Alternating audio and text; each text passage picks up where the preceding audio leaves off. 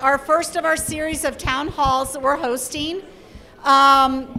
It's you know, I've always thought that town halls were valuable because it's a time to just give you guys real information from experts. I enjoyed doing these when I was a state rep, whether it be on property taxes, the budget, pensions, you name it. We did a lot of town halls, state updates, whatever. It's a chance for the community just to get their head around something that's really that's very policy oriented, not politics. And so tonight, the first one is on education and school culture. And so, you know, we've got a great lineup of speakers for that. We're having a second town hall on October 13th. That is about the Not So Safe Safety Act. And so we've got really good experts there. I'm sure you guys got a flyer when you came in. Please sign up for that. That is a free event, same place as tonight. It's at the Abington. And we're planning a third town hall on Illinois competitiveness, what happened to it. And so that'll be all about the economic state of the state. And I think we're going to be having Ted back, or maybe his buddy Mark, to talk about that. Steve Moore, and then hopefully, for sure, somebody from the Illinois Manufacturers Association and probably the Illinois Chamber of Commerce. I'm still putting that one together. But I think it's really important to impart knowledge. That's why Breakthrough Ideas was first even put together, is because we figured out, I mean, I personally feel like policy is not really red or blue. Policy is something that should make us all more prosperous, more free, and protect individual liberty. So that's where I stand on that. And so I just think that there's a lot of misinformation about politics, policy, and the politicians who put it in place. So that's why we do these. It's really to impart knowledge on you and for you. So we've been working hard at Breakthrough Ideas to actually elevate some of the policy issues. So I'm going to start out. We've got a little bit of a mashup with some of our videos that JP and Babette have been hard at work putting together. These are awareness videos. You know, as a C4, we can get involved in politics, but a lot of our mission is to just raise awareness about policies. And so that's what these videos do. They go more to the culture and the crime, but I'm going to pause here. I'm going to have you take a listen to these videos.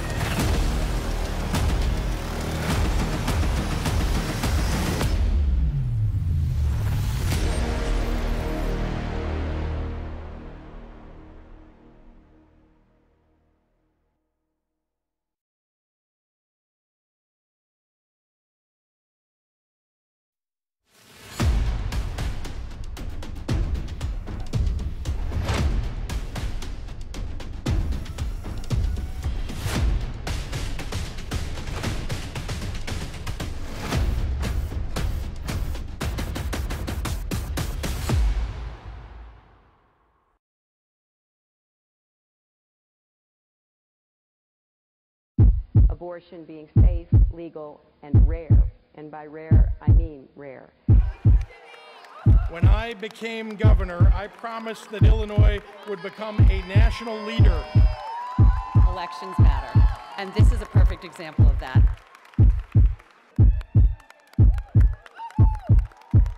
And so we're not done yet.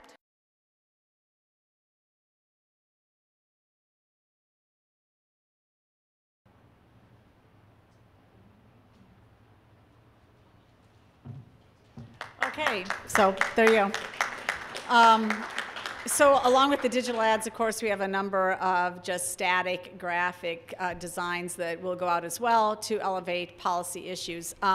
But of course, tonight's one, I mean, and the reason that we're leading off with education and culture is because it actually really matters.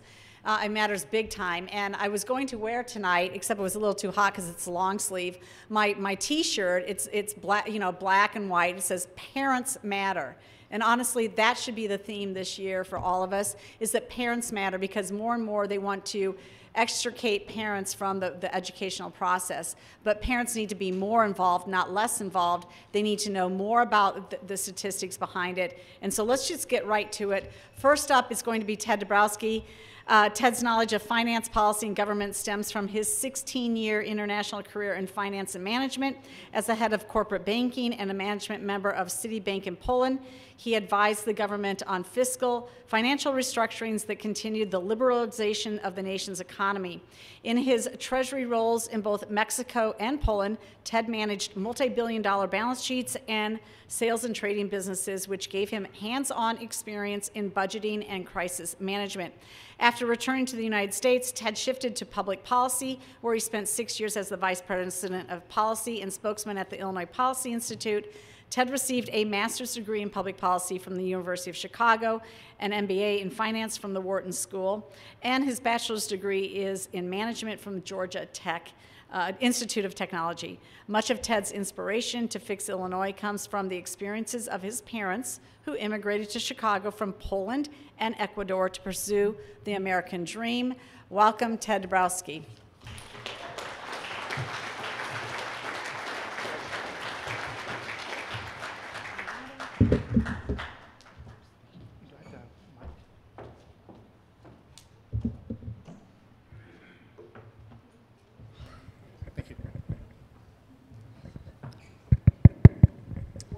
Thank you, Jeannie.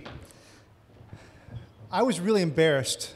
It's been a few months now, but I've been working in education finance and education policy in Illinois for quite a few years now. The first gig I got was in 2009 when Governor Quinn, through one of his task force, asked, well, he didn't ask me directly, but somebody did, to be on this commission to look at education finance.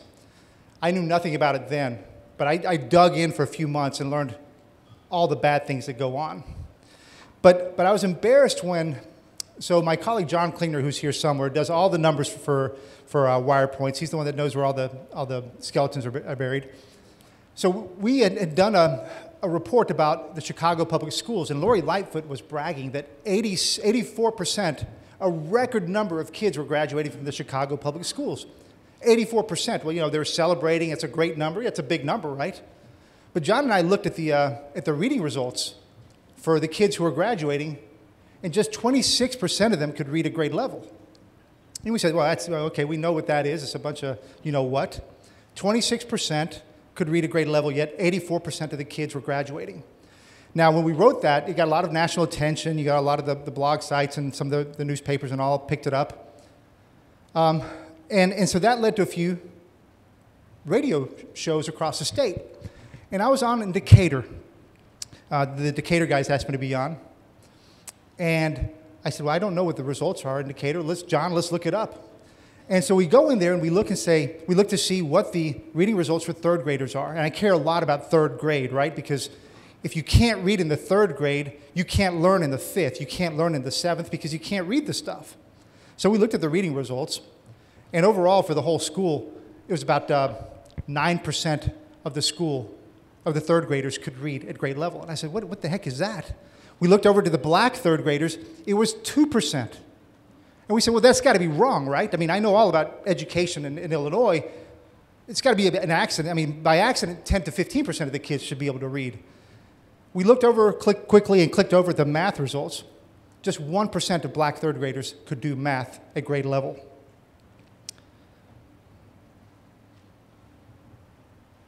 And so we realized that there was a big mess, and so John and I said, no, we're going to call the school district, find out if it's true, because it can't be true. It's got to be a mistake on the Illinois State Board of Education report card.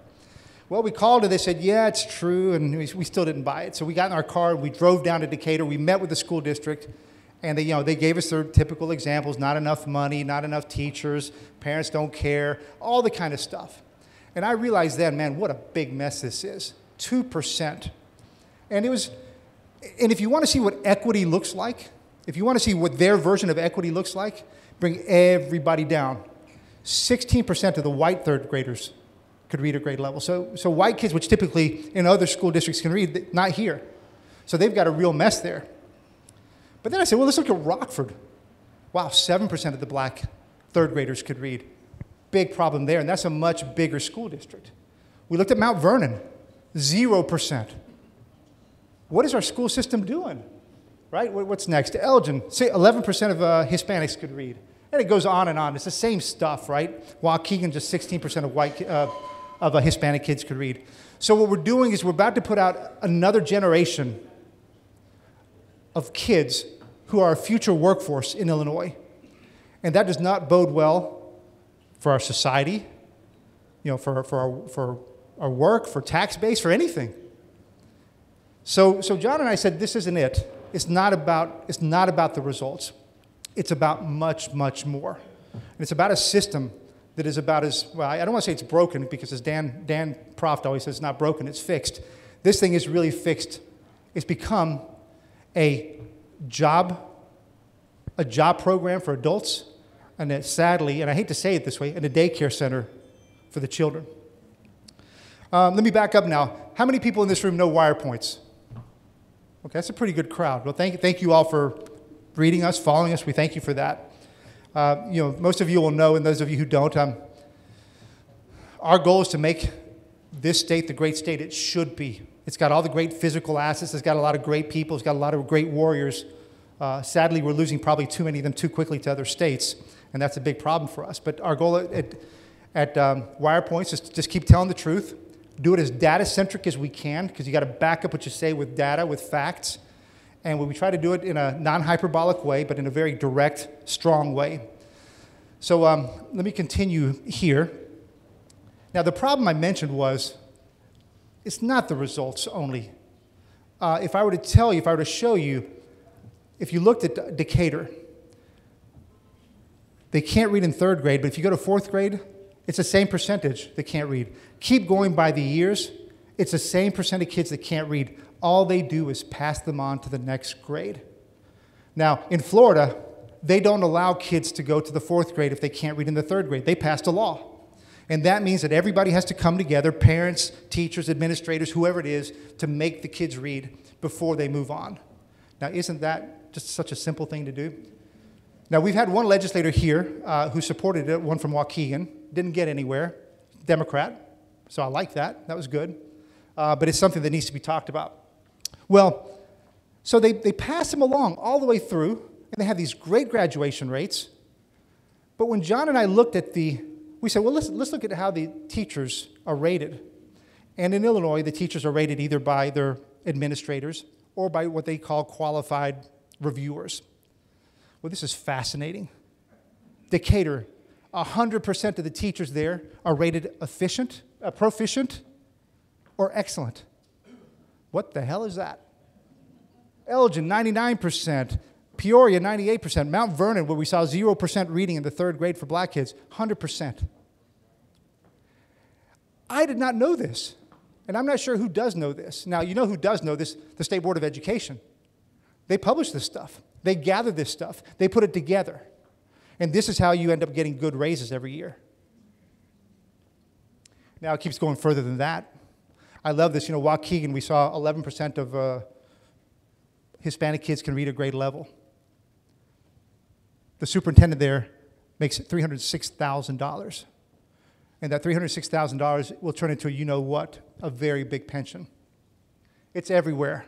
And some of these numbers are relatively low. I mean, you know, if you look around some districts around here, if you look at in the North Shore where I am, the numbers get really big. But the fact that these people are making this much money, they're evaluating themselves so highly, and everyth's fine. ISB also does an analysis. They rate the schools. Each school gets rated. They have to have the top rating. I can't remember what it's called. It's probably some fancy name, like some, you know, super duper name. The second level is commendable. A lot of these Decatur schools where the kids can't read are rated commendable. So ISB is all part of the game. They're rating these schools commendable when they're failures. Now, what happens to these salaries? These are the top pensioners in each one of these school districts. So, and these are relatively low, $5 million, $6 million, $7 million. These are the lifetime pensions that the top pensioners from those districts will get. Now, you'll quickly hear, oh, we need more money in education in Illinois. And it's the biggest, okay, I hate to use the word lie because it always sounds like I'm being bad, but it's just not true. We don't need more money in Illinois education. This is data from the U.S. Census. You don't need to be able to read it. You just have to know that we go from left to right. The biggest spenders are about 22,000. Illinois is in the red with 16,000 per student, 16,600. And all the way down here, you have states like Florida, less than 10,000. Indiana, 11,000. So a place like Indiana, or sorry, a place like Florida spends, what is that, like 60% less than we do. 60% less. This is the addition of state, local, and federal money per student. They spend a lot less than we do. But look at the results. This is the NAEP. This is the National Assessment of Educational Progress. Florida does better than we do. And so does Indiana. They both spend dramatically less than we do. And let me remind you, Florida happens to have a few minorities there and a lot of low-income people. So they actually match up very well with Illinois in terms of minorities and low income. So it's not like they have a better set of students. So it's not the money. Let's talk a little bit about local since we're here in Glen Ellen.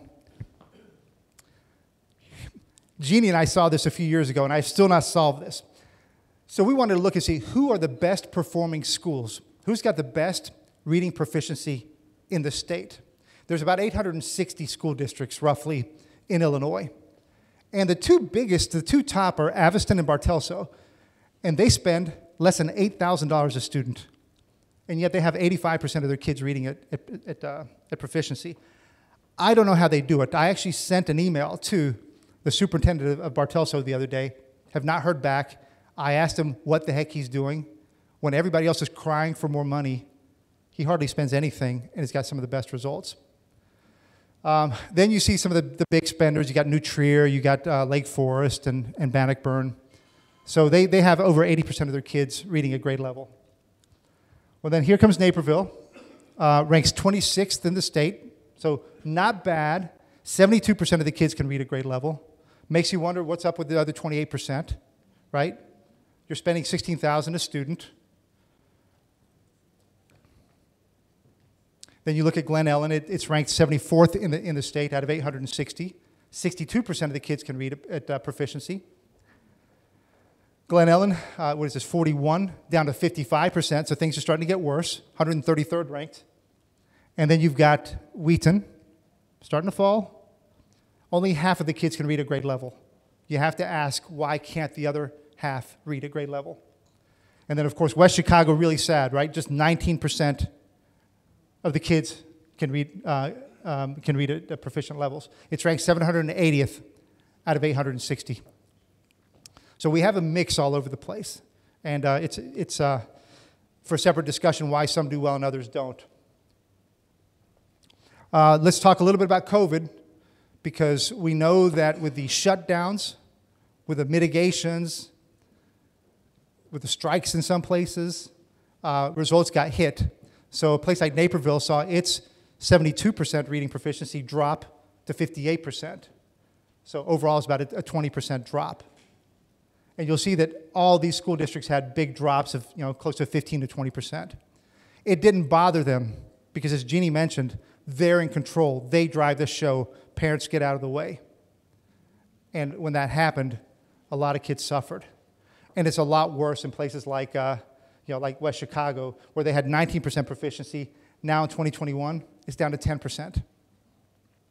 So you're going to lose generations of kids here. It's a 50% drop in percentage terms.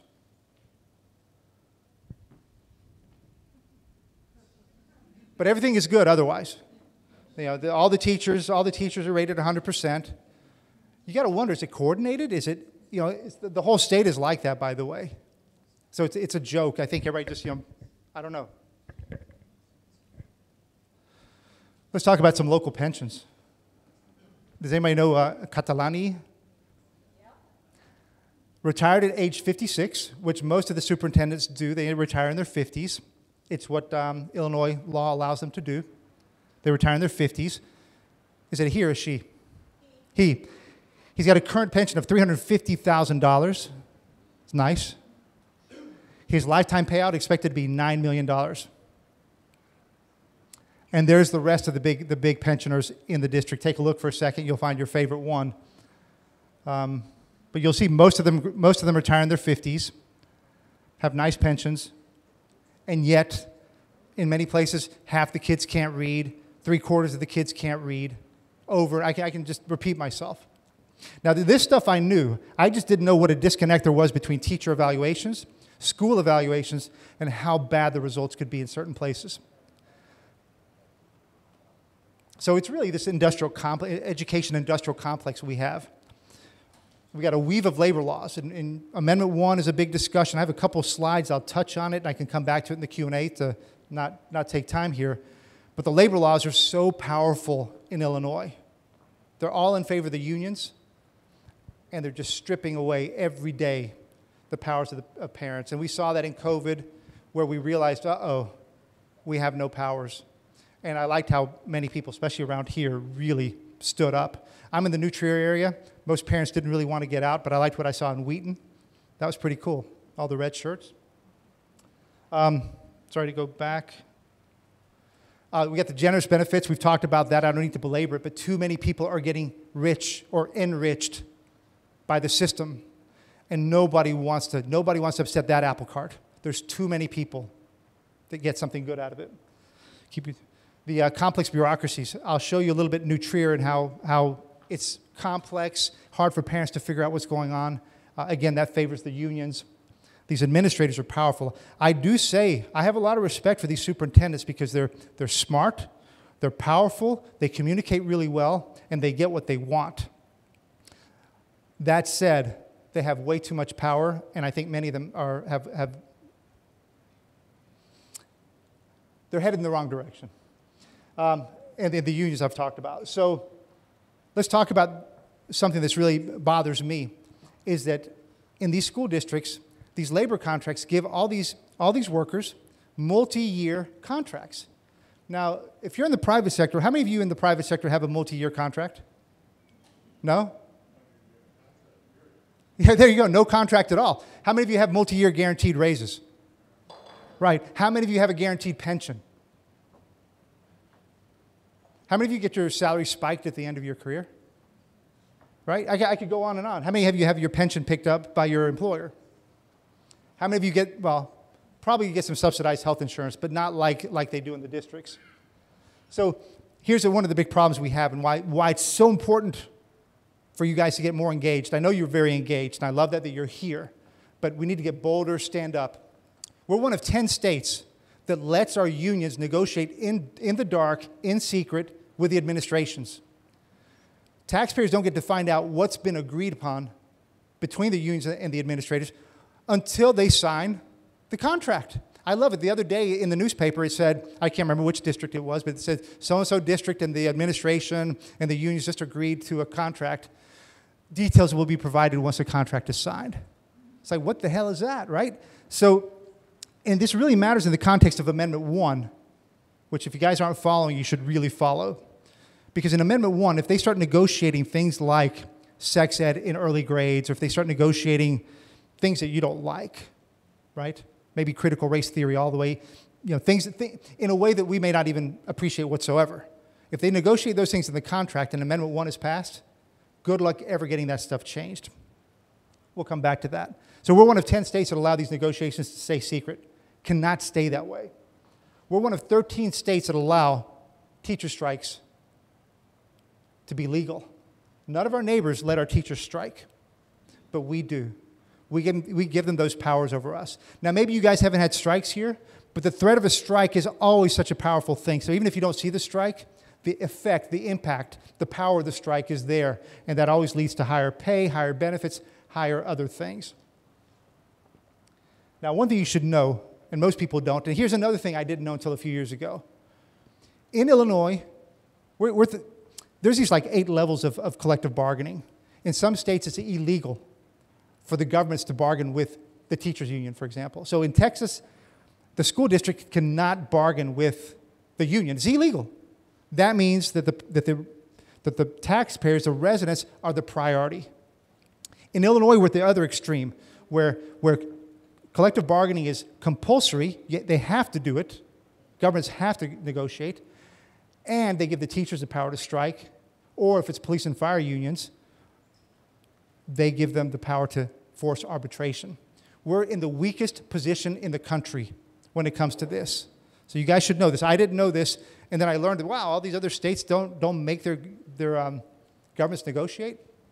That's why our property taxes are so high here, because they have all the power. Teachers get paid a lot. We're the highest paid in the Midwest. All you need to know from this graphic is that Illinois is on the far left, high salaries in the Midwest, and our neighbors all have lower salaries. So it's not a teacher pay thing. A couple more quick things. There's 852 school districts in Illinois, so lots of bureaucrats. In Florida, there's just 75, one for each county and then a few extra. So you can imagine why we have a property tax problem. Every one of our school districts have these superintendents, assistant superintendents, baggage holders, all that stuff. Now here's the other problem we have. So this is New Trier School District. You will see the red outline. The red outline is the high school district. Then we have 6 feeder districts, 6 elementary feeder districts that are coterminous, almost perfectly coterminous with the high school district. So we have 7 districts, total of 12,000 students. That could easily be one unit district, but instead it's 7, and they all have their fiefdoms with their superintendents and their et cetera, et cetera. And because pensions are paid by the state income taxes, you got people in Rockford and in Decatur and in Carmi, their income taxes go to pay for the highest pensions, 7 of them for the superintendents, in New Trier. This should all be collapsed into one unit district. That'd save a lot of money. Instead, just take a quick look at the annual pensions these guys get. They're all getting rich. It's a lot of money. I made a mistake by doing what I do now instead of becoming a superintendent. And so did all of you. I'm going to leave the impact of Amendment 1 for Q&A, but you should know about it if you don't, and you should know how this will impact education and your kids and you as taxpayers. So thank you very much with that. I'm going to turn it over, and Jeanne, I'll pass it back to you.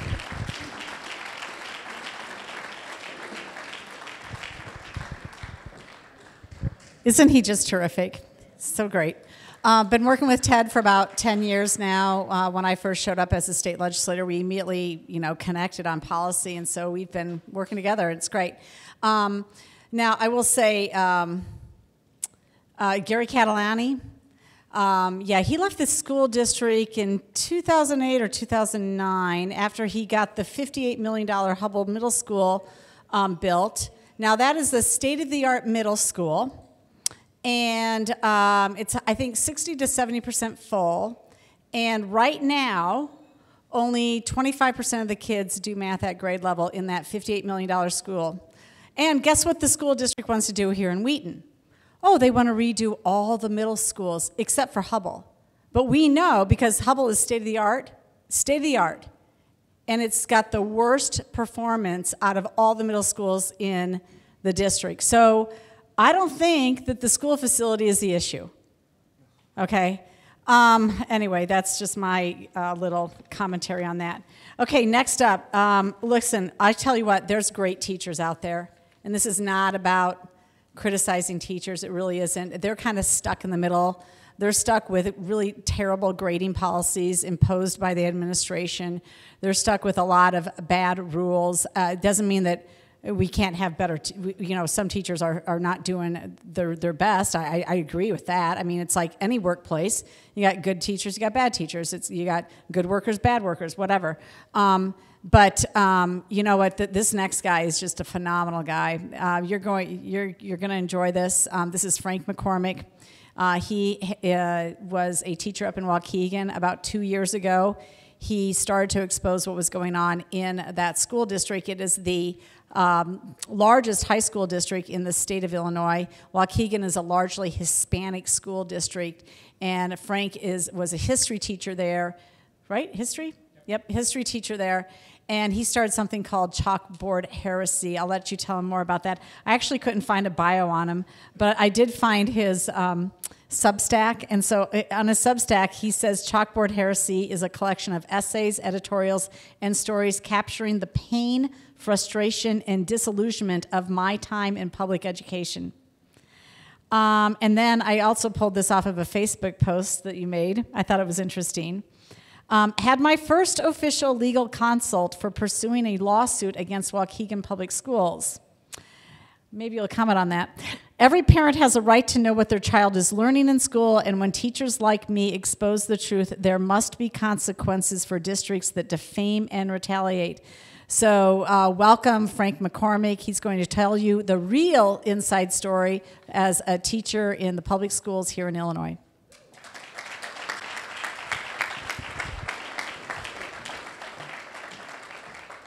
All right, thanks for having me, and thanks for Jeanne for putting this on. This is great. So I was a social studies teacher. I specifically taught history towards the end of my career for 12 years at Waukegan High School.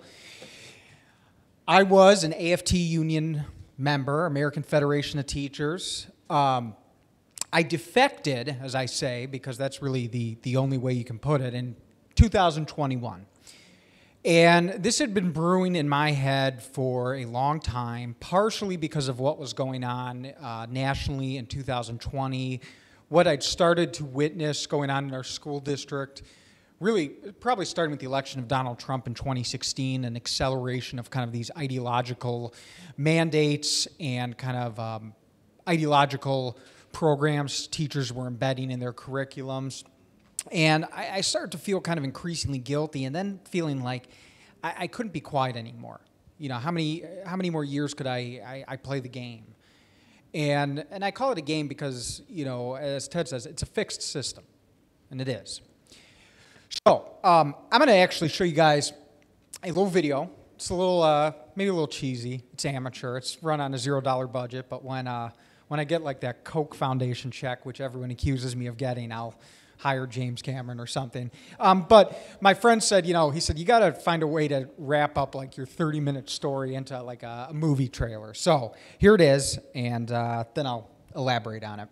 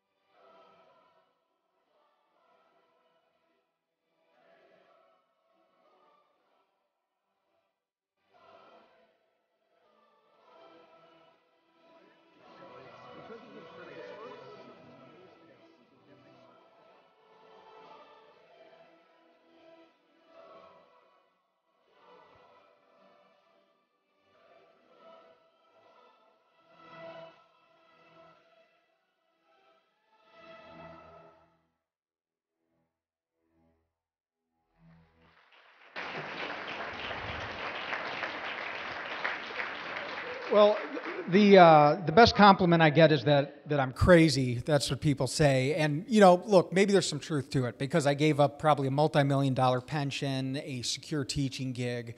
But I say that because I think it's a testament to the firmness of my conviction and what I do believe. And a lot of that is from what I witnessed in 12 years as a historian, what I've learned about through studying history, some of the fears I have through what I witnessed hearing from my students, what we saw in 2020. And I felt that something had to be done. And, you know, when you go out like this and you start speaking out, I quickly learned why more teachers don't is because they come at you hard and fast.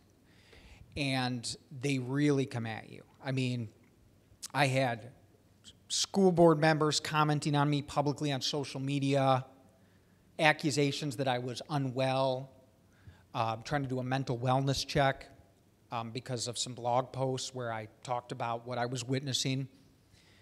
Colleagues quickly turn against you. The union is nowhere to be found. You know, the pro-teacher union, we have your back. Yeah. And yeah, that's what happened. So now what I like to do is talk about these problems that are facing our education system from the inside, because one thing they always tell people, you know, everything Ted said is right, but they'll say, well, you're not a teacher, and what do you know? How long have you taught? And when they say that to me, I can say, well, I've taught 12 years, and I know exactly, you know, what it's like. And part of that, you know, you have to admit you have some blood on your hands. And I think everyone in the system does. And maybe that's what keeps them quiet, because you don't want to come forward and come clean about something you were complicit in. And you have to be complicit to keep your job. And I look back at some moments throughout my teaching career, some of the moments I'm least proud of is where I just went along with things just to keep my job because I was scared.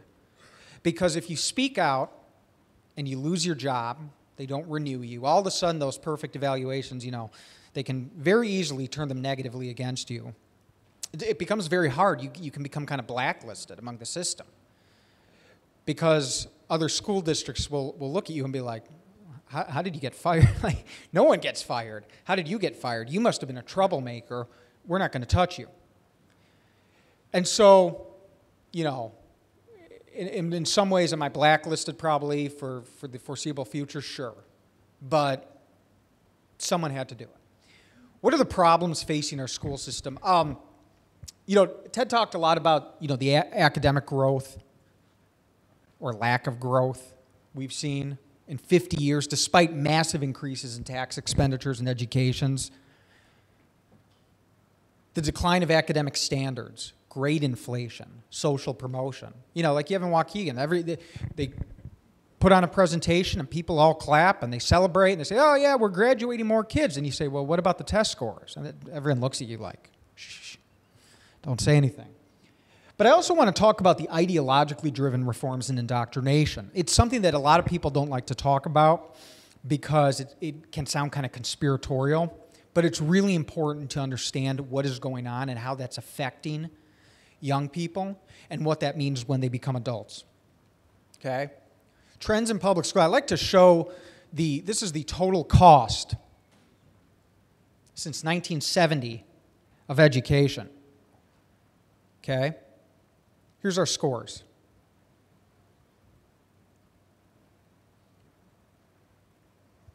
Same graph here. You can see the growth in employees. It really has become a jobs program for adults. I mean, I witnessed it. And it's actually, to be fair, it's not necessarily teachers. They're not increasing the number of teachers. It's the administrative state that's increasing. Okay? Admin, 51%. Teachers, 10%.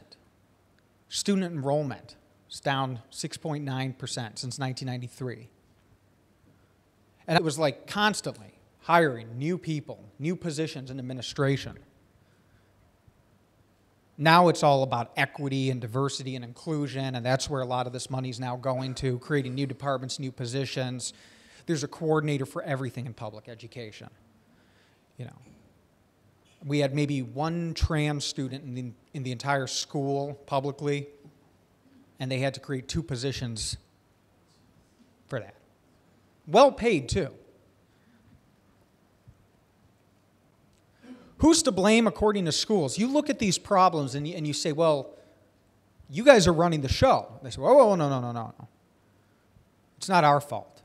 And this is what's so ingenious about what they've done. Equity, systemic racism, white supremacy culture in education, lack of teachers of color. This has become their scapegoat for their failures. They can now point to kind of this specter that's haunting the school that's very hard to prove. It's there, though. That was Waukegan, that was our superintendent's kind of big thing. We have systemic inequity and systemic racism. It's in our school. That you're over, that you run, that you control the programming of. It's there, it's somewhere, and that's who's to blame. So this has become a really convenient excuse for schools. I don't necessarily know, like from the administrative perspective, I think they're true believers, but I think one big reason that they push this so much is because it's great misdirection. And that's how I've described public education. It's smoke and mirrors. It's like the Wizard of Oz, the man behind the curtain. They don't want you to see that. A lot of people don't even know there is a man behind the curtain, but they got the great and powerful Oz, and I kind of pulled back and was like, hey guys, look. And that's a way to think of it. Schools have responded to the systemic racism, to the equity crisis, forming DEI departments, diversity, equity, and inclusion. And they've done great work, like removing Dr. Seuss books from libraries. I'm being sarcastic. Things like that. Token gestures, making new holidays, changing Columbus Day to Indigenous Peoples Day, because that's what's going to fix our reading scores. That's what's going to help kids. Okay? Racially selective hiring practices. I saw this. This is really controversial because even like the teachers are kind of like, oh, wait a second, am I going to be on the chopping block? But we saw this. It's not legal to do, but they started to say things like, we need more teachers of color. We need teachers that can relate to our students culturally. Waukegan is mostly a Mexican community, and so their idea of culturally relevant hiring practices was going to Puerto Rico and Spain, because nothing says connecting to Mexican students like people from Europe, but okay. Restorative justice, that's another new one. That's essentially lowering behavioral standards when students fight, or when there's a stabbing in school, and there was a stabbing in school, doing things like peace circles and trying to keep the student that stabbed someone in school as much as possible instead of out of school. So schools are less safe. Culturally relevant pedagogy. This is another fun idea. The idea that students of different cultures and races learn differently. So we need to teach in a way that appeals to their ethnic learning style. Gloria Ladson-Billings, who is kind of the architect of culturally relevant pedagogy, said race and intellectuality are inseparably tied. What do you think about that? She's making an argument for racial intelligence. And this is, and she's a big influence on this idea of culturally relevant pedagogy. So as kids can't read or they can't do math, and some of those most affected are Black and Hispanic students, do more projects with them, or hands-on learning, or teach them musically, as if that isn't racist. I don't know what is. Social and emotional learning. Okay, you've probably heard some of this. I don't have a lot. It's a complex topic, but the best way I can describe this from what I've seen and witnessed is it's a way of kind of doing drugstore psychology in the classroom and inserting ideology in through these practices. Okay? The bottom line, most of these initiatives and programs are rooted in ideology. Okay? People don't realize that because unless you've been through the teacher education programs at colleges, you wouldn't know. They're not scientific.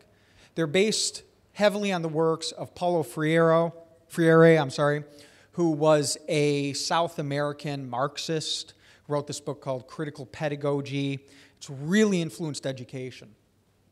there's very little, there's very little evidence that any of these initiatives or programs work. You look at these studies, like on culturally relevant pedagogy, I started a year before I spoke out. I'm like, let me, all the stuff they're pushing on us at schools, let me look at this.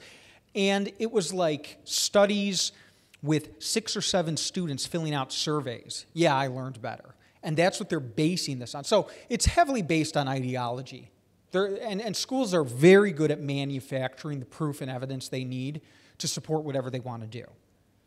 You tell them they're wrong, you tell them something doesn't work, they'll come up with some study or some program to justify whatever they're doing. And, I mean, that's what schools have really become good at doing, is justifying their own existence, justifying their own spending. I started saying this maybe 6 years ago. I started saying to my colleagues, I said, man, this system is really good at justifying and preserving itself. Do schools have an indoctrination problem? Again, a lot of people don't want to have this conversation. I'm not saying necessarily here, but like sometimes, maybe in more establishment conservative circles, they say, it sounds conspiratorial, it sounds kind of crazy. We don't want to use that word indoctrination. And the media's been all, it isn't happening. Teachers are saying it's not happening. Parents are just confused. It's mythologies. This is, white backlash to learning true history. I'm sorry, that's just not true. Teachers Union, Randy Weingarten, president of the American Federation of Teachers, says, it's not being taught. I mean, and it's dishonest because it isn't explicitly being taught. But these ideologies still manifest in what they call praxis, or the application of their theory. So it would be like me leading prayer in a school and say, I'm not teaching Christianity. I'm just having students pray. It's the same thing with these ideologies. It's how it's practiced. Okay? And I've told parents, you're being lied to, and I think parents know this. You look at the books that are being used in higher education at teacher colleges. Handbook of Critical Race Theory in Education, Foundations of Critical Race Theory in Education, Critical Race Theory in Mathematics Education. It's like they think we're stupid, or that the public is, that they won't find out about this. And again, a lot of this is kept secret by kind of this code of silence. I have teachers that say like, yeah, I know exactly what you're saying, I've seen the same thing, I agree with it. I'm like, okay, great, are you going to say something? They're like, I don't want to lose my job. It's like, dude, no one wants to lose their job. No one wants to lose their pension. I get it. But at some point, like, something has to change. Someone has to say something.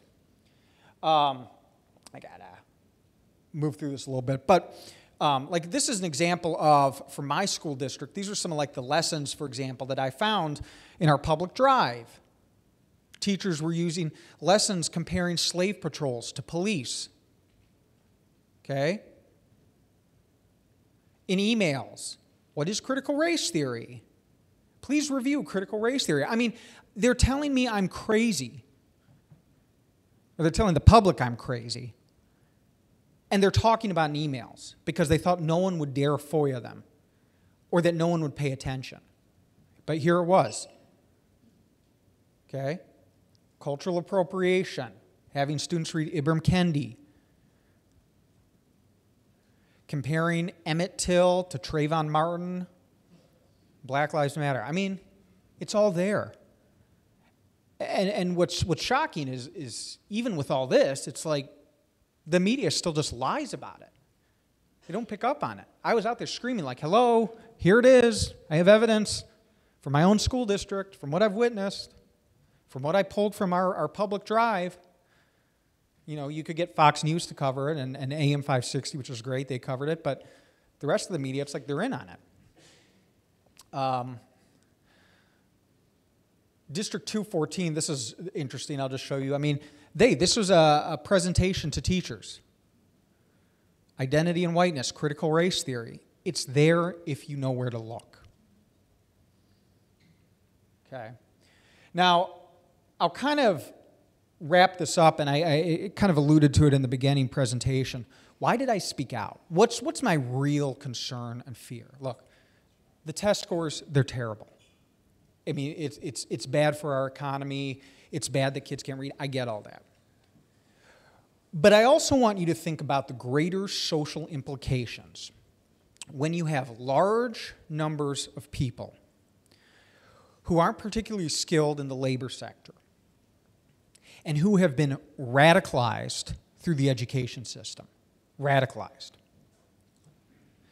I started kind of putting this together and thinking like, yeah, that could, you bake in radicalization into society and you start to have some uncertain economic conditions or some social strife, as we saw in 2020, and it can turn out really poorly for everyone.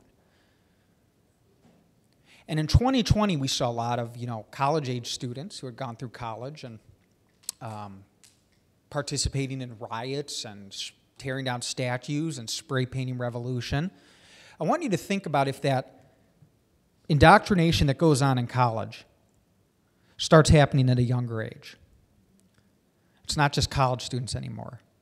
It's most of American society. Then what happens when there's another spark? Things don't look good. I've called this trickle-down radicalism. This is just kind of a, this is my teacher side coming through, giving a little visual illustration. But you have radicalism has trickled down into our schools. It started with critical theory, which if you have time, look up critical theory, look up how it infiltrated the universities. Came from the Frankfurt School of Philosophy, kind of a neo-Marxist philosophy, postmodernism. Went into education departments. Started changing teachers, administrators. And they started filling schools. And very recently, I would say in 2016 with Donald Trump, this is where you start seeing more new teachers bringing this in, but especially in 2020, it was like a rallying cry. We have to do something. Education must be, as Paulo Freire said, political. And what happens when you radicalize children? They become adults, critically conscious, which is the word they use, critically conscious meaning aware of the social inequities and class struggle. This is neo-Marxism inherent in society. And you bring a spark into society, and you can end up with an authoritarian government. We've seen this throughout history, time and time again. Either people vote, keep getting these buttons mixed up. People either vote their way into authoritarianism or they riot their way into it. And I had a friend who influenced me to speak out because she grew up and she saw it. Her name is Lily Tang Williams. She grew up during China's Cultural Revolution, where the school system was kind of weaponized by authoritarians in the same way. And radicalism was baked in, and a revolution was led by young people when the conditions were right. But people also forget, if you generate enough social chaos, you can also end up with something like this. There's two ways the pendulum can swing.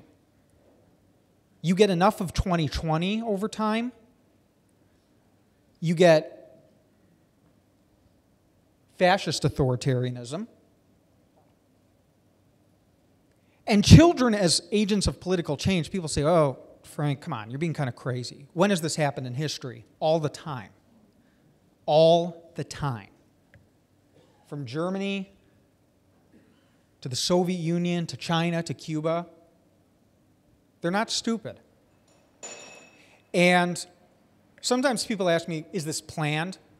I think there's a lot of people that really do believe in this ideology and promote it because they believe in revolution and social change and all that.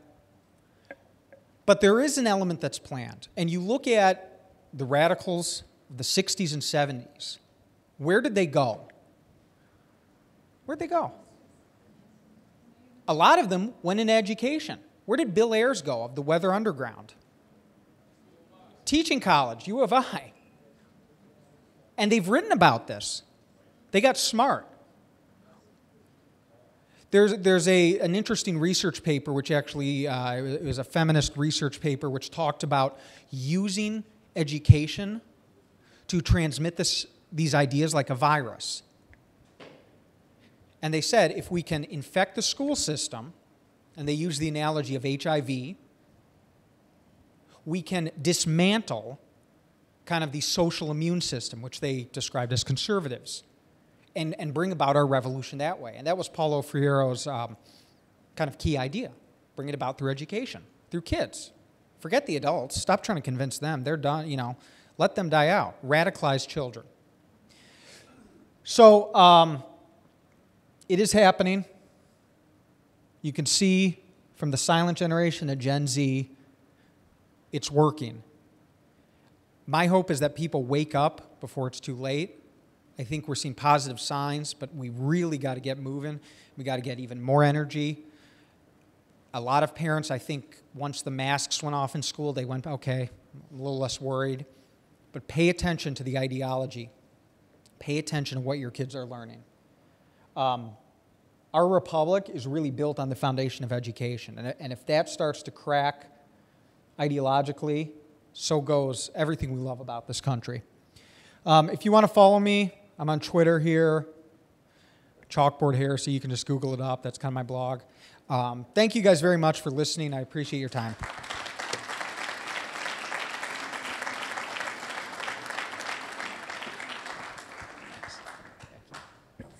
Isn't he great? So great. Such courage, right? Such courage. I mean, it's just remarkable. You're doing a big favor to all of us, Frank. Honestly, keep at it. We're 100% behind you, all the time. Yep. And you know, it's right here in Wheaton. I mean, last year they did at the Edison Middle School, which is literally 7 houses from my house. They did a Panthers in Black presentation. So only the black students, the black 8th graders, could basically tell the rest of the student body how to be black. And if you are black, you were able to use the N-word in a certain way, but nobody else could use the N-word in another way. And then they talked about hairstyles and other things that you can and cannot say to black students. I mean, in middle school here in Wheaton. So don't tell me they're not doing this. They're absolutely doing it. It's everywhere. You'll find parts of it everywhere that you go. It's just so offensive that they're dividing our kids this way and indoctrinating them. It's just horrible. But I mean, this is Frank. He's a teacher telling you it. So okay, next up, Terry Schilling. Terry Schilling is the president of American Principles Project. I met Terry, a few years ago. He's one of the few who liked my commercial in 2018. Anyway, Terry's responsible for developing, coordinating, and implementing American Principle Project strategy, messaging, and grassroots activity at the state and federal level. He's the son of Bobby Schilling, who was a former congressman out in the western part of the state of Illinois. Terry knows how to leverage limited resources to generate maximum results. As a small business owner, he takes the same approach to politics. In the past, he's worked in communications development, grassroots, and management positions with particular candidates. He managed his race for Congress in Illinois, running on a shoestring budget. They beat a Democrat who had been in office for 30 years. So that's really cool.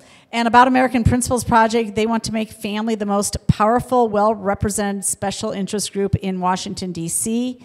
Existing pro-family groups largely focus their efforts on education and tracking legislation. That's great, but we need more. So APP is the only national pro-life organization engaging directly in elections. So welcome, Terry Schilling.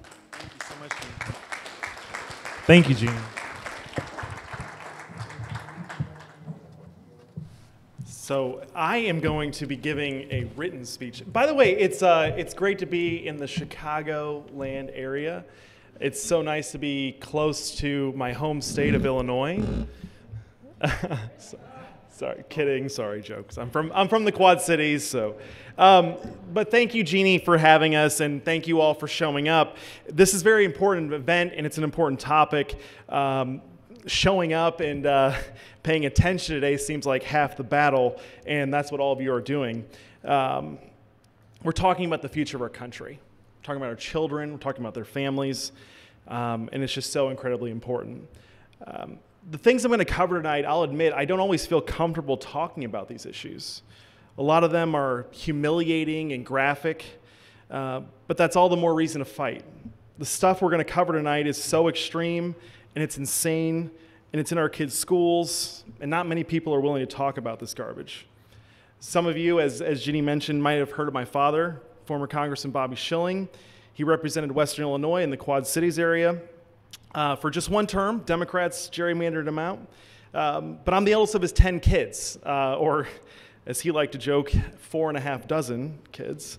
So you can imagine why the family is incredibly important to me. It's everything. It's all we care about. And if parents can't keep this garbage out of their kids' schools, we really won't be able to protect our kids from any of the broader culture as well. Family just wasn't important to my dad, though. It's also important to me. My wife, Katie, and I just celebrated our 13th wedding anniversary and the birth of our 6th child, Abby, or as I, thank you. I like to lovingly refer to her as our middle child. She's our first redhead, by the way, which is very nice. My wife's a redhead. But yes, it is number 6, so let's just clear up a few questions that we always get. One, yes, they're all ours. Yes, we know what causes it, and we've obviously gotten it down pretty good. Yes, we have a TV, but it's been broken for several years. No, they weren't planned. They were all accidents. Yes, we know what birth control is, and it's great stuff for people with ugly children. And finally, no, we aren't done unless God decides that we're done. So thank you. But anyway, parents' rights, education, kids, families, we all have skin in the game, right? When it comes to the health of our families. When families fail, our communities fail.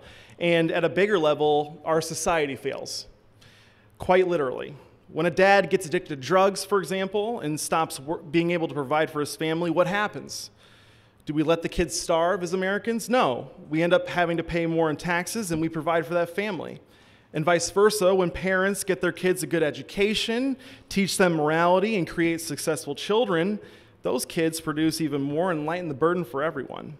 Many hands make for light work, and healthy families are how we create more hands that work and fewer hands that steal, rob, and kill. For those of you who aren't familiar with me or my organization, American Principles Project, or as our friends and supporters refer to us, Big Family, our mission is to make the family the most powerful special interest group in the country. One of the greatest champions against communism and tyranny and for the family, St. John Paul II said, "As the family goes, so goes the nation, and so goes the whole world in which we live." And if that's true, then for humanity to survive, the family needs a robust political action committee that elects politicians that will put the family at the heart of public policy decisions, and in the same vein, inflict a political cost against those that seek to destroy the family. That's the that's the gap that we fill in American Principles Project. We set the agenda for the family, we elect politicians who will support that agenda, and we help those politicians enact a pro-family agenda once elected. It's not rocket science. In fact, it's the same formula that every other special interest group follows, including our enemies. And if we're being honest, America's enemies have had incredible success in destroying the family.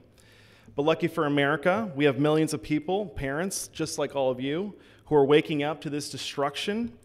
And we also have thousands of people all across the country fighting back.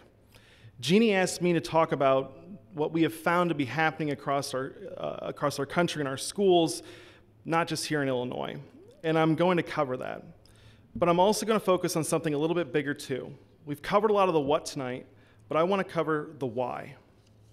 And why what's happening in our schools is happening. Most people find what's been happening in our schools to be inexplicable. But when you realize the goals and who's behind it, things become clearer and they make a lot more sense. Tonight I'm going to focus on how the left has had incredible success over the past few decades in achieving their goal of abolishing the family unit. I'm going to talk about what they're doing, why they're doing it, and most importantly, what we must do to stop them. The first thing to point out is that abolishing the family as a means of consolidating power is not new. Pretty much every radical left-wing movement of the past few centuries has attempted family abolition. It's showed up in rebellions in late medieval Europe, it happened in the aftermath of the French Revolution, and it was a main goal of the early Soviets. I'm sure many of you are aware that in 1963, almost 60 years ago, by the way, a member of Congress from Florida entered several goals aimed at destroying the family as part of the 45 goals of the Communist Movement of America into the congressional record. It's actually there for all of you to see still today. Sooner or later, pretty much every leftist movement ends up deciding that families are the enemy of true progress and happiness and needs to be destroyed. The worrying thing for us, though, is that it's happening right here at home, and it's happening at a rapid pace. This idea has taken hold in most of our major institutions, and what's most shocking is that they've started to say the quiet part out loud. It used to be that we'd say that the left is attacking the family, and it was easy for us to sound a little bit dramatic, and for it to be hard for us to explain exactly what we meant. But now it's become completely explicit. Just a few years ago, you had Black Lives Matter organization, which at the time was one of the most influential and well-funded organizations in the country, openly advocating on their website for the abolition of the nuclear family. But that's not just fringe activists, though. It's our major institutions as well. The Smithsonian just recently put out material calling the nuclear family a product of oppressive whiteness.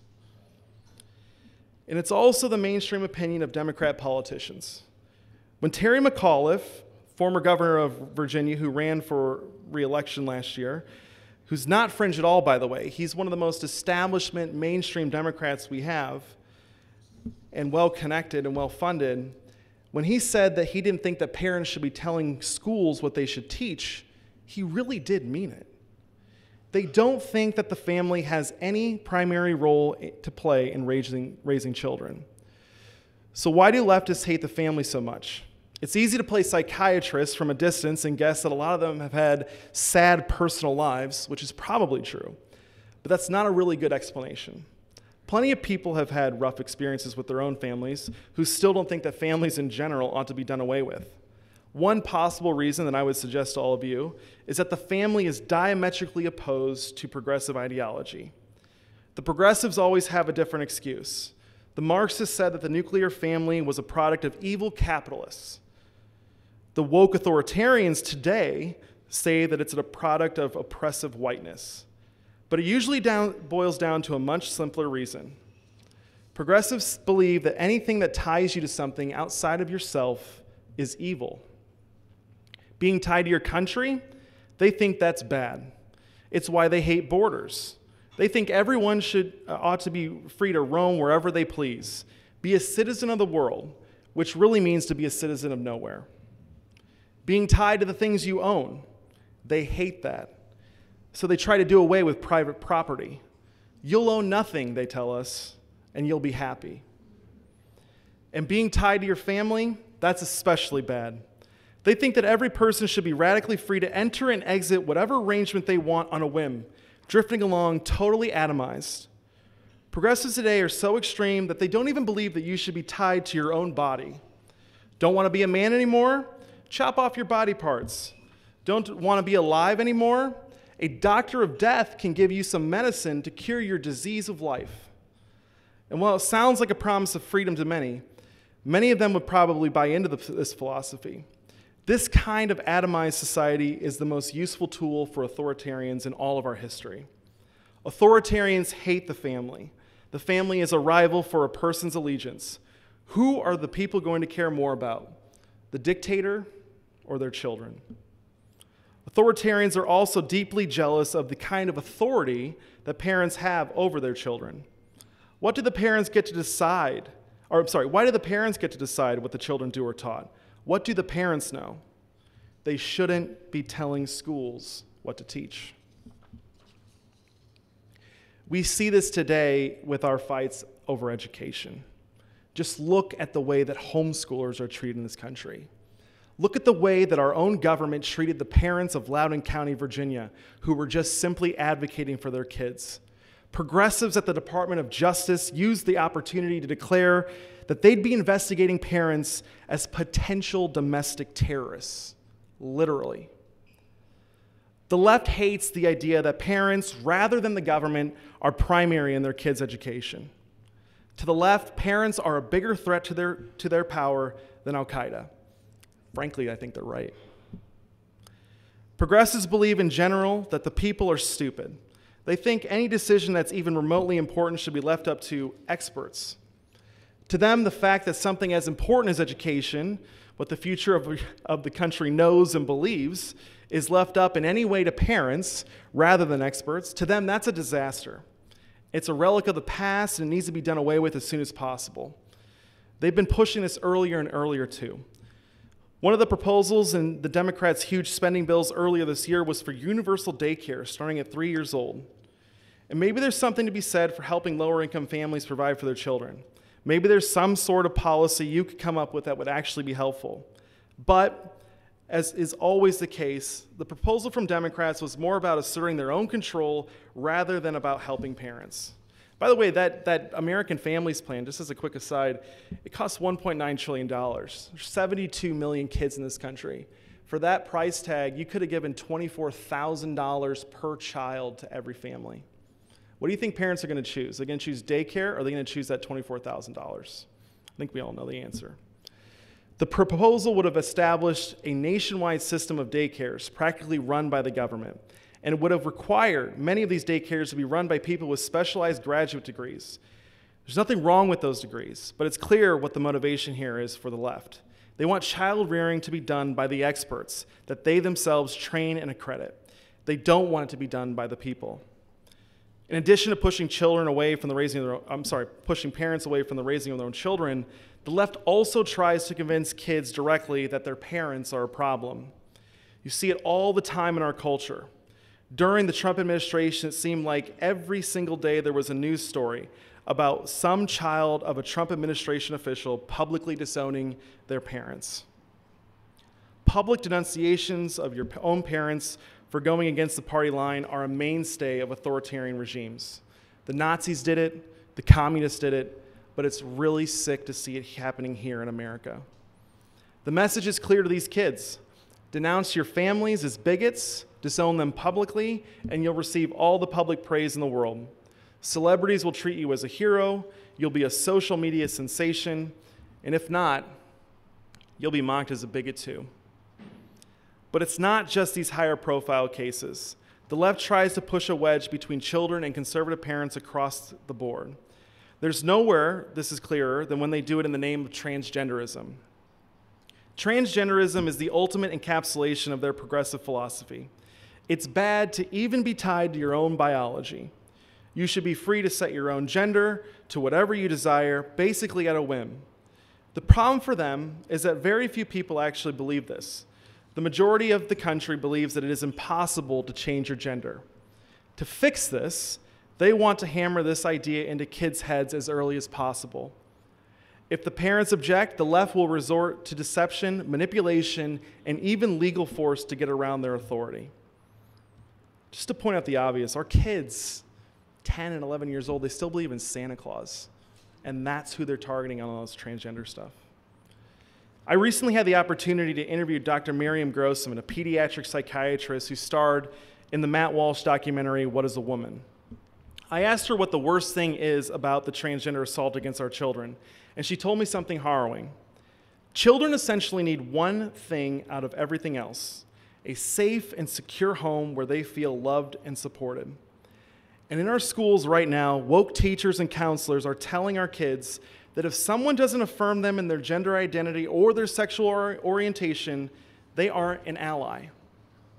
And let me ask all of you, if someone isn't an ally, then what are they? They're the enemy.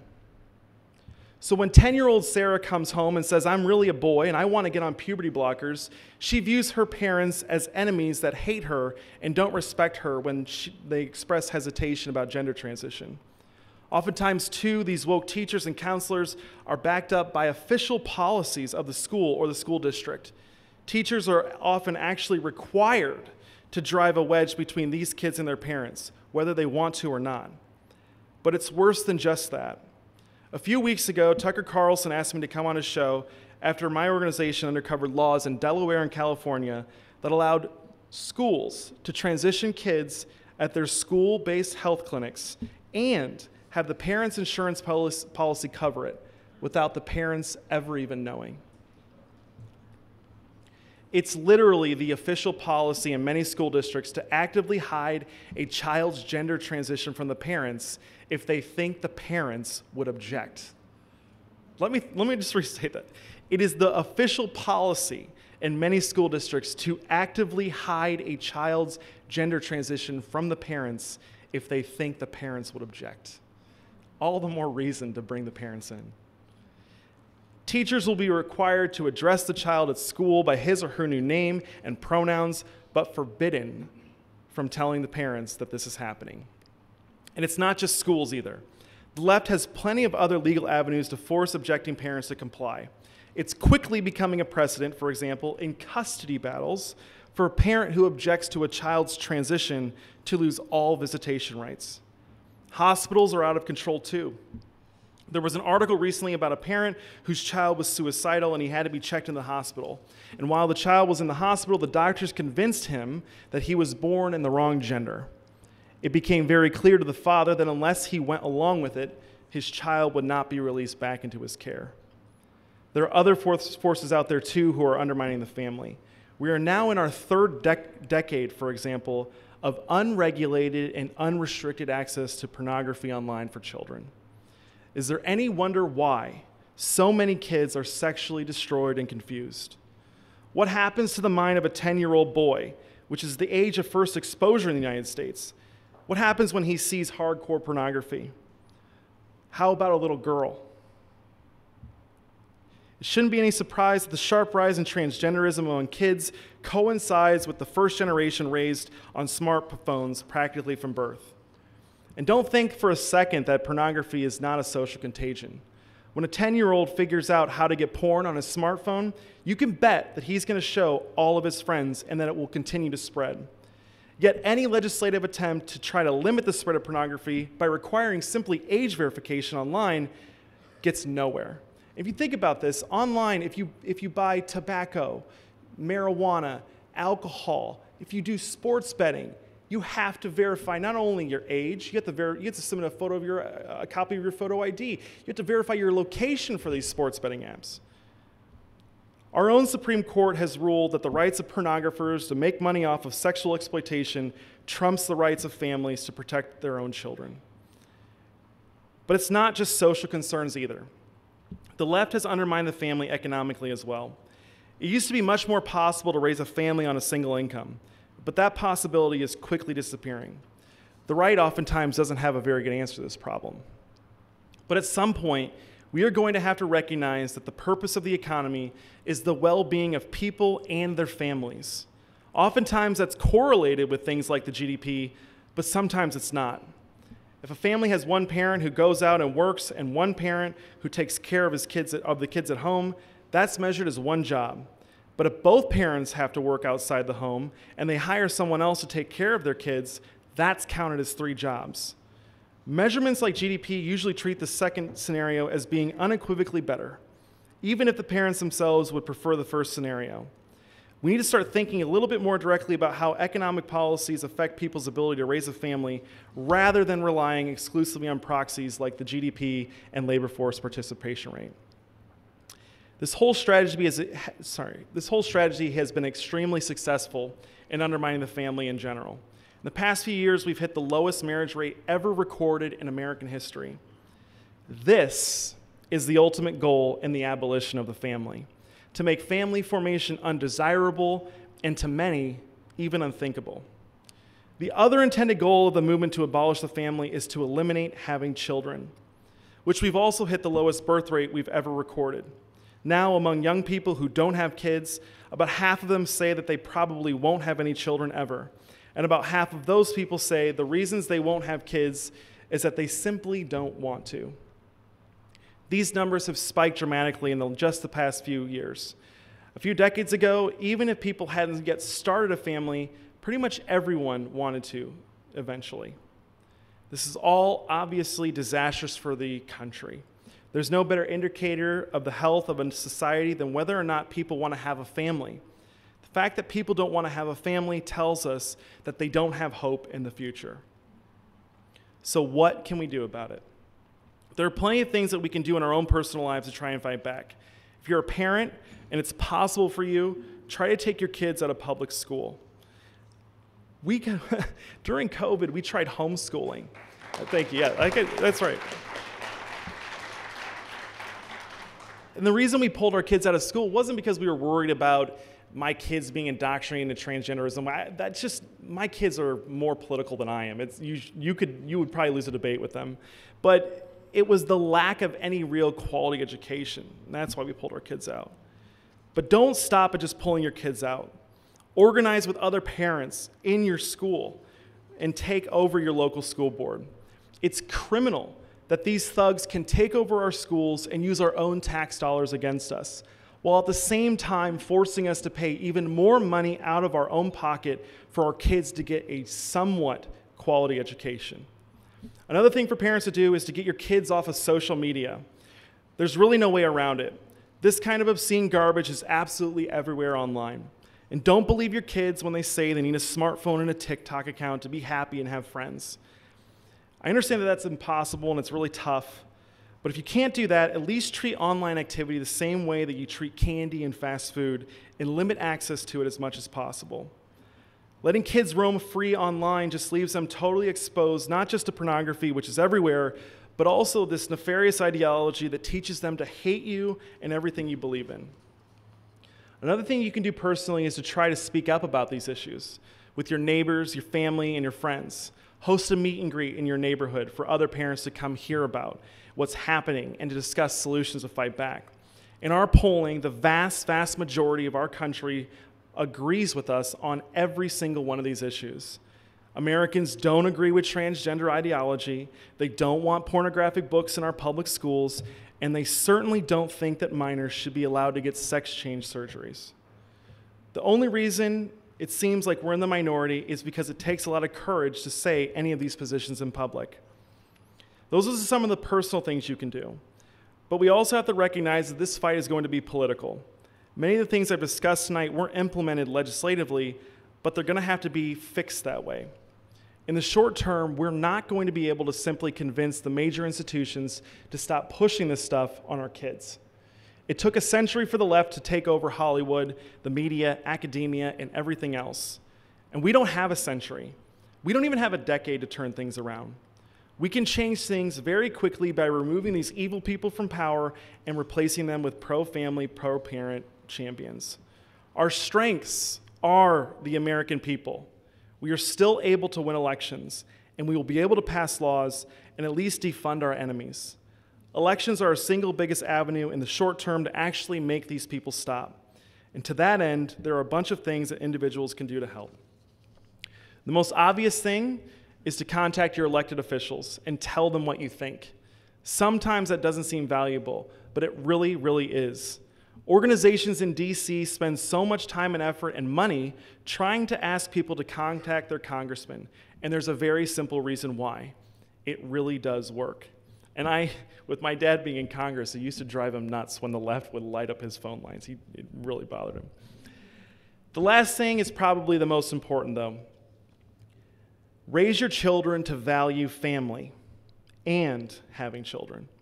The same way you teach them to love America and our founding fathers, the same way you teach them to love God, teach them to have large families and to be open to letting God determine how many kids you have. We have some Catholics in the audience. No, I'm kidding, sorry. I know that the things that I've covered here tonight paint a grim picture, but we are not without hope.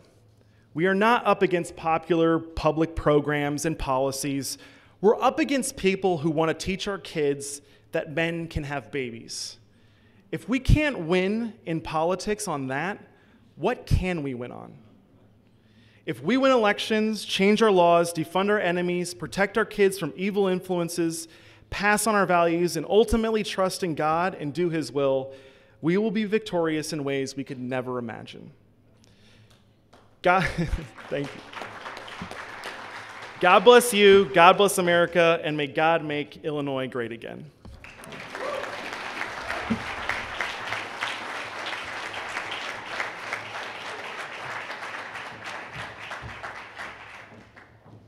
Okay. Okay, that was great. Oh my gosh, thank you so much. Okay, now it's time for Q&A. Babette's going to take the microphone, and if you want to ask any of these gentlemen a question, just line up in the middle, and we are going to have some Q&A for a little bit. Thank you so much for that, Terry. I really appreciate it, honestly. It is a fight, but you know what? We're right, they're wrong. We're going to win. That's it. Anybody have a question?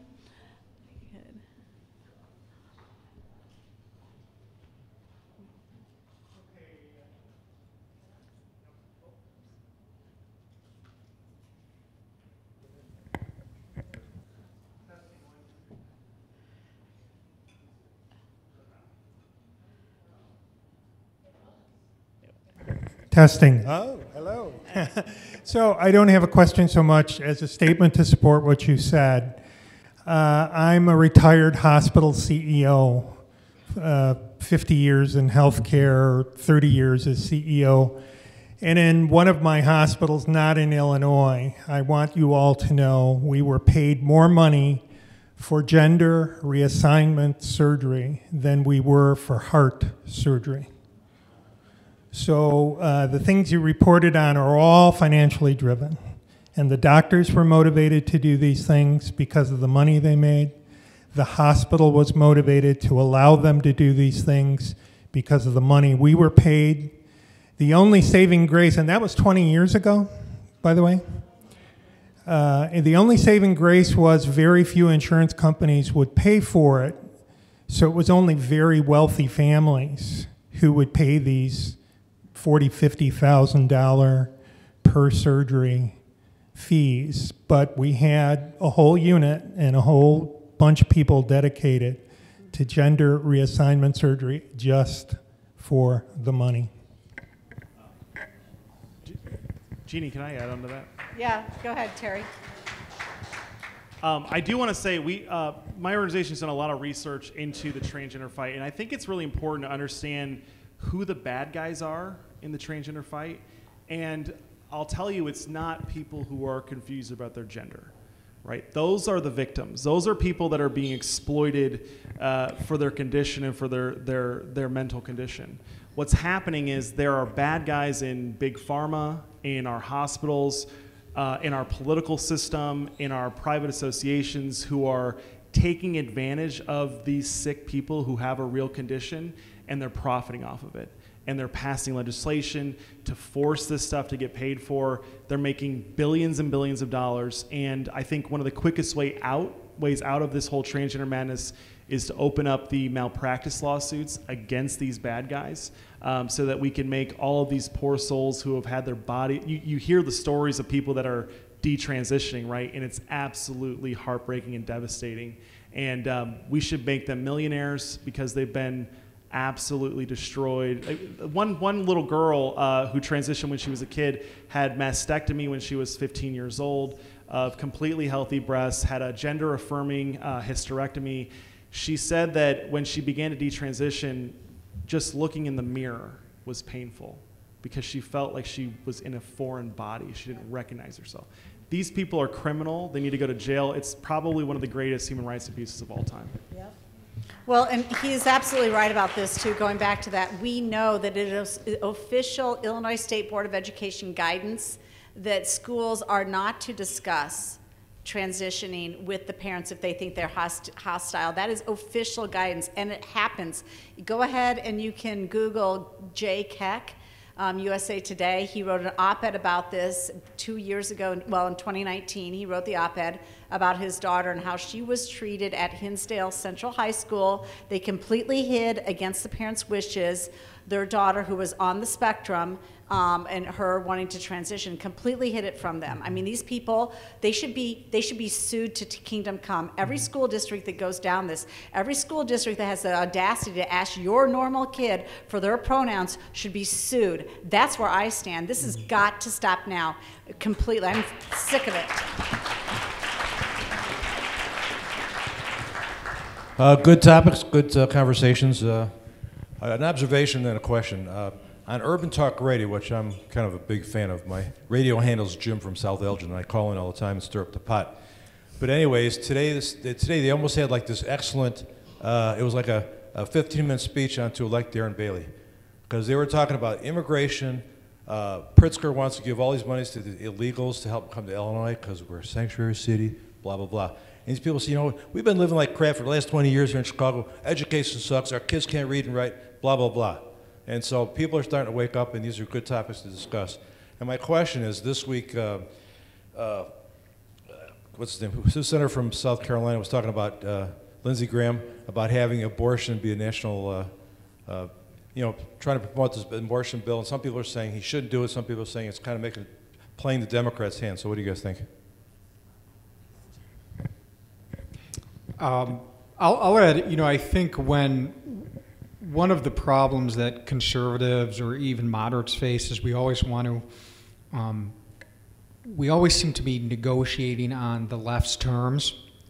And, you know, we have this mistaken idea that, well, if we give another inch, then they'll stop. Then they'll accept us, and we'll get the little badge and profile picture on Facebook that says we're good people, and they'll leave us alone. That never happens. They win 1 inch at a time.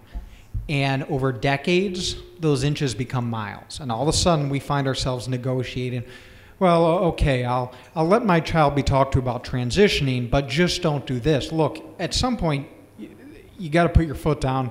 They're going to hate you. They're going to say terrible things about you regardless. Do it now, or find yourself another 50 yards back doing it. You're going to have to do it. I would say it's easier to stand up now than it will be in a decade. One thing I just add on the abortion issue, we've done a ton of public polling on this. Where Americans are firmly grounded across the country is a 15-week abortion ban. So across the country, it has 60% support. It doesn't matter what ethnicity you are, what race you are, what sex you are, what age you are. It's 60% across the board. I think 15 weeks is a great starting point. You know, the other day I saw that, I was on a radio show last night with Jim Bohannon, and we went back and forth and argued like crazy because Bohannon thought that introducing an abortion ban at this point in time was a nightmare, and we were playing in the Democrats' hands. I think that's absolutely false. Right, you have Democrats right now who are accusing Republicans of wanting to ban all abortions up, you know, all the way through, put women in jail. And I think that this 15-week bill is a great way to reframe the conversation, go to where the American people are. Look, the problem is I think politics matters, and the American people and their opinions matter, and they're going to vote how they think. And I think we need to. I think ultimately the thing that matters most is our politicians, especially on the Republican side, need to be honest with voters about what they really think. If you're pro-choice and you don't want to do anything in the federal level, tell us. If you want to ban all abortions, even with no exceptions, tell us. Just tell the American people the truth and let everything else fall by the side. Next. Hi. I'm very active in a school board trying to flip it, and a lot of the parents are here tonight that work with me. I look around this room, and like most of us probably have more like grandkids in school than kids in school. So it's an older generation that is here. There are some parents, but like a bigger ratio of us probably have grandkids. And what strikes me is that like the kids are the ones that are getting it 8 hours a day at school. And the parents or grandparents are hearing about it. I feel like we need to start opening up some sort of venue for kids to come to hear. And I know churches can. Sometimes they stay away from this stuff and they just, you know, I mean, they do their job of preaching Jesus Christ, which is absolutely fine with me. But I feel like there needs to be an avenue for the kids to come to hear the truth so that they can identify the lie when they get to school. You know, because they got parents telling them, like, this is wrong, what you're hearing is not right. After a while, after being inundated with it, hour after hour, week after week, the parent's voice is going to get much smaller. Mm-hmm. So I wonder if there's any organizations that would have, like, rallies, pizza parties, bring the kids in, have these talks, Turning Point USA kind of thing. Mm-hmm. But I feel like that's where we got to go. Because otherwise, we're going to end up with a bunch of communists You know, and so this is what we need to do, is like get to the kids and not just keep preaching to us, because I feel like we need to get them young, just like what they're doing. Well, I will comment on that. I mean, so there's been a number of situations, at least in the western suburbs, where kids have tried to start a TPUSA group in their high school, and they literally cannot find a conservative teacher that will step out of their comfort zone, sign up, and be their advisor, and that is the first step in getting it done. And we've seen this in our own local school in Wheaton-Warrenville South, just not been able to do it for a few years now. We're trying again. Another girl's trying again. Breakthrough Ideas, that we did have a youth group, and it was very, very well attended, I felt, during the COVID years. And then as things opened up back with schools, these kids are so busy. It was really hard to find a common time where they could spend another 2 hours together kind of learning. We had a lot of good speakers that came in to speak to them about issues. It's just really, their time is really, it's really hard to get to the youth. But you're absolutely right. They're absolutely right. Okay, well, we'll have to revisit that. It's just hard to find, to get that group back together. We still have a lot of names, but I will say they are getting shut down in public schools. Jeanne, if I can add a couple points. We haven't had a chance to talk really about school choice, but that's got to be the dominant discussion going forward over the next few years. It's the only real market economy, free market way out. Choice, and then of course ideas and competition will fix a lot of the problems that we have. Mm-hmm. But before we get there, I mentioned Amendment 1. How many people are following Amendment 1 so far? Okay, so, all right, a lot of people. That's one thing. When everything we're talking about today, especially in education, I'm at a 501c3. We're not for profit, so I'm not going to take a stance formally in front of you all. But what I can tell you is some of the arguments that the unions would make is that if they can get this passed, and this is a positive for them, so proponents would argue for, if they can get control, if they can get Amendment 1 passed and cement all their union powers in the Illinois Constitution, and they get additional rights in the Constitution that protects their economic welfare and their safety, then you can imagine for them having many, many more controls over the things we're discussing here, because they will put those things in the contracts, things that they want, and all of you here will have a hell of a time changing those, because they'll always point to the Constitution and their constitutional protections. So if you want something like that, vote for Amendment 1. But if you don't like it, oppose it. But what you should be very aware of is Amendment 1 in Illinois could change the trajectory of this state. It's probably the most important vote you can take, and maybe the most important vote in the last 2 decades. I feel I can say this as someone who taught for 12 years in a public school, who was a union member. A lot of the times, the criticism you'll hear coming from teachers, coming from unions, is they say, school choice will break public education. And you know what, they're right. And I've started saying, defund public education. I feel I can say that. If the left can say defund the police, I can say defund public education. I'll tell you what, public education, I think, is a vestige of the past. I think it is much too powerful a weapon to be held by such a small group of political elites. If you look at, in Germany, 10 years before the Nazis took power, homeschooling was abolished, became a matter of the state completely. You never think that the bad guys are going to come in and take it and use it to their advantage to instruct a generation, but that's always what happens. And look at the homeschool movements, see how much the homeschool movements in communist countries, see how much you can find out about them. They don't exist for a reason. Thank you all for arranging this, Jeanne. Thank you for having these great speakers. Just a few things and a question. One, we homeschooled our kids. I encourage you guys to support anybody that wants to do it. And you kind of have this vision of what schooling was like when you were a kid. It's entirely different today. So support them. We had great outcomes with all of our kids. One of them went to an East Coast school for college. We had to kind of walk her back from that experience, okay? Because it was as bad as you get crying rooms after the Hillary versus Trump election. My wife's a psychologist. I have a good friend who's a psychiatrist. They're under a lot of pressure with the transgender stuff that, you know, they can't do anything. They'll lose their license. You know, they can't even like.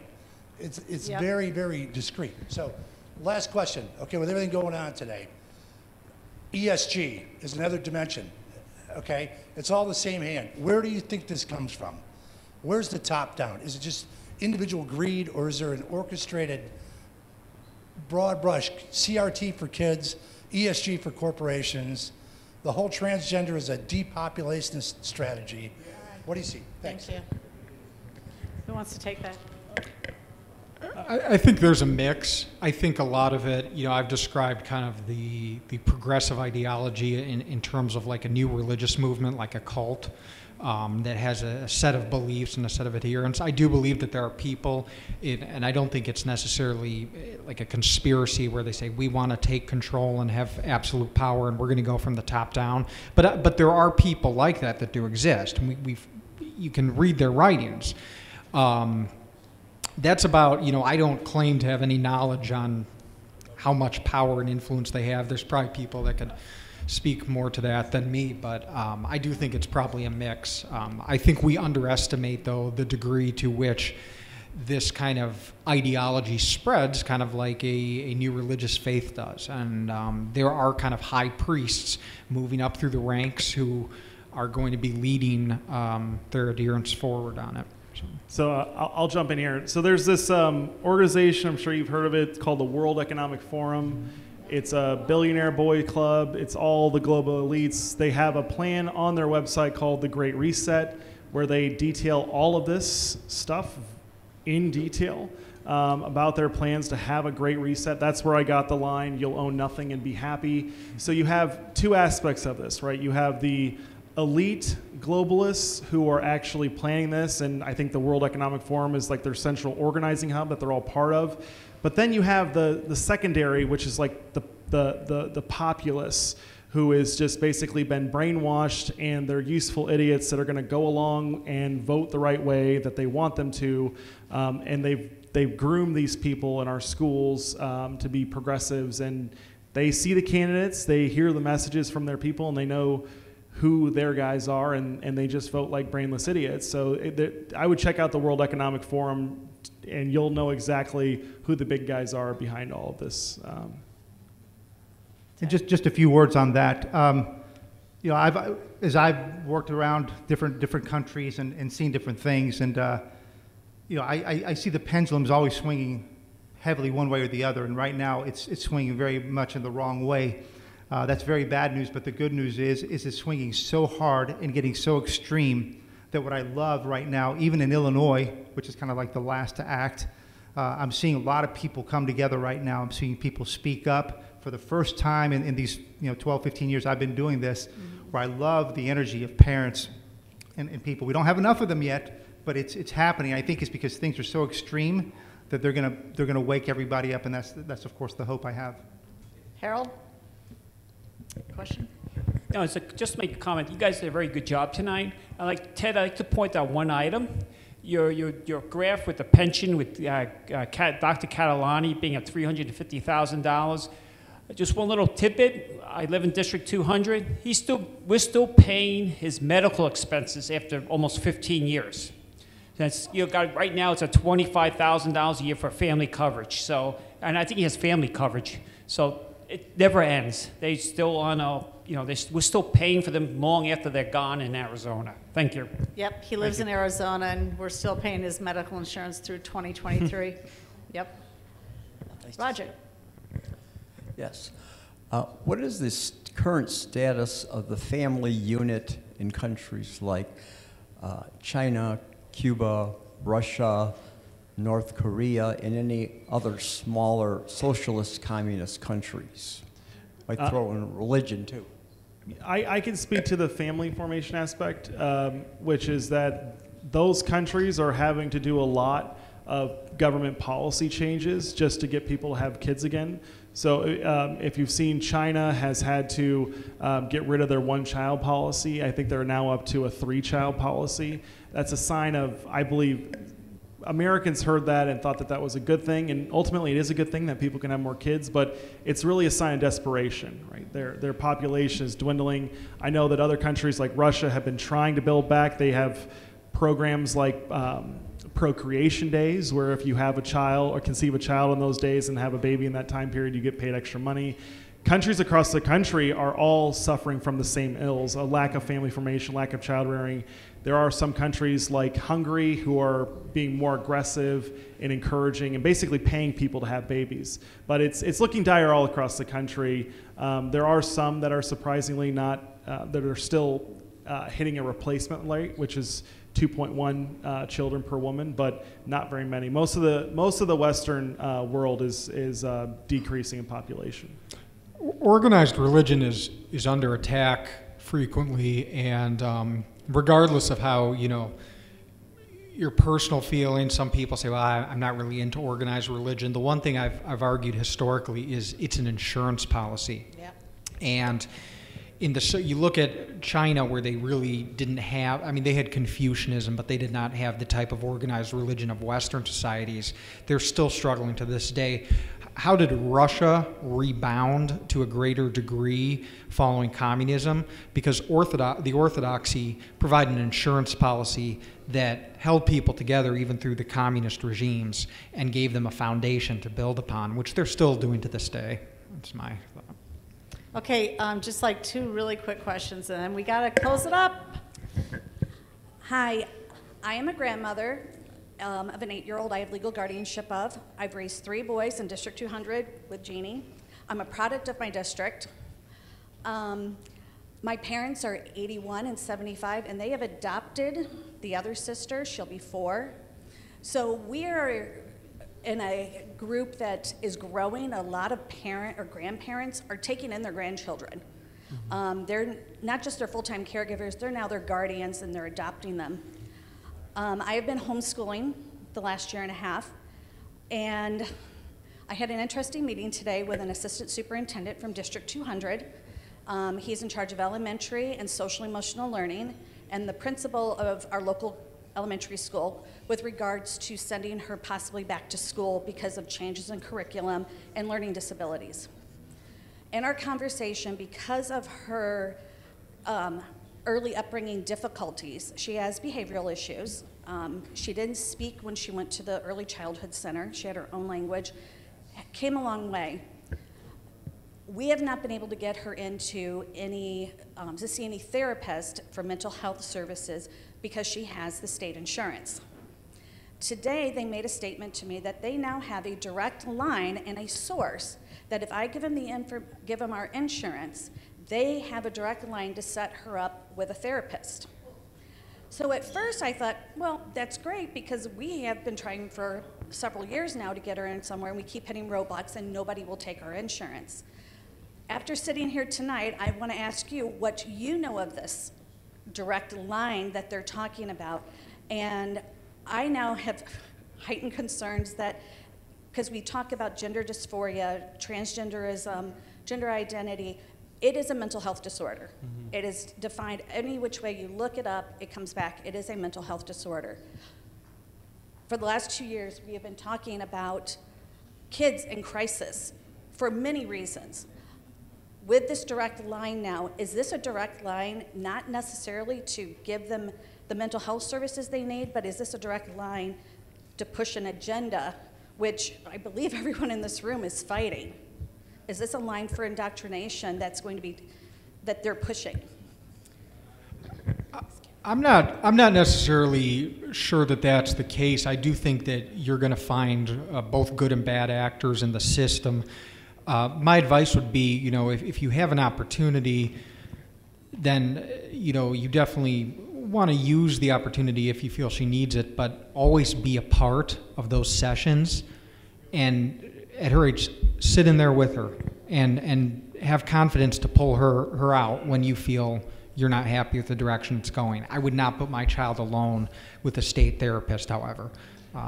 That's just me. And one thing I'll just add on the whole mental illness thing, lots of human beings have mental illnesses, and it doesn't affect their worth or their dignity or their value as a human being. They're all children of God.